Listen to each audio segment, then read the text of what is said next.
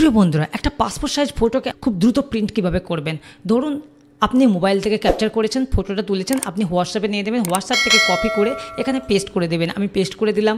তারপর পিছনে যে ব্যাকগ্রাউন্ড যদি আপনার এক ঢালা থাকে, যদি একই ব্যাকগ্রাউন্ড থাকে, যেমন এখানে হোয়াইট আছে, যদি হোয়াইট থাকে আপনি এই ম্যাজিক টুল দ্বারা এখানে পুরো সিলেক্ট করে নেবেন। তারপর আপনি এখান থেকে একটা ব্যাকগ্রাউন্ড নিয়ে নেবেন। ব্যাকগ্রাউন্ড আমি ব্লু নিয়ে নিচ্ছি। তারপর আমি ব্যাক প্রেস বা ডিলেট প্রেস করব। ডিলেট প্রেস করলে কিন্তু আমার ব্যাকগ্রাউন্ডটা সুন্দরভাবে। তারপর আপনি এখানে ক্রপ টুল দ্বারা আপনি সাইজটা দিয়ে দেবেন। আপনার যে সাইজ আছে পাসপোর্ট সাইজের ফটো, সে সাইজটা আপনি এখান থেকে দিয়ে দেবেন। আমি ফটোটাকে ক্রপ করে নেব, সুন্দর করে ক্রপ করে নেব। আপনারাও আপনাদের সাইজ মতো ক্রপ করে নেবেন। তারপর আমি এন্টার করব।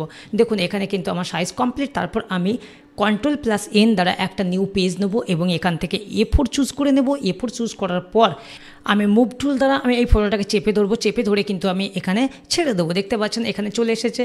এইবার আমি এই ফটোটাকে Shift+Alt চেপে ধরে আমি এই ছবিটার ওপর আমি চেপে ধরবো। চেপে ধরে আমি এটাকে একটার পর একটা সরিয়ে সাজিয়ে নেব।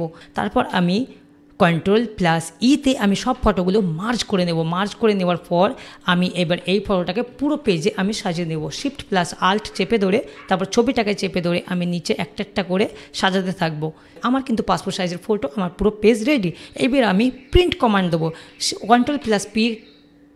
Ctrl+P তে আমি প্রেস করার পর প্রিন্ট অপশান আসলো। তারপর আপনি আপনার যে প্রিন্টার আছে, আপনি আপনার প্রিন্টারের সেই অপশানটা চুজ করে নেবেন। আপনার কোন প্রিন্টার আপনি ইউজ করছেন আমাকে কমেন্টস করে অবশ্যই জানাবেন।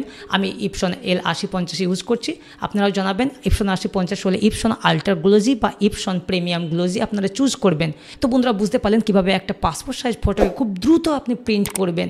তো বন্ধুরা আমার ভিডিও যদি ভালো লাগে অবশ্যই আমার চ্যানেলটাকে সাবস্ক্রাইব করবেন এবং আমার ভিডিও লাইক অ্যান্ড শেয়ার করবেন।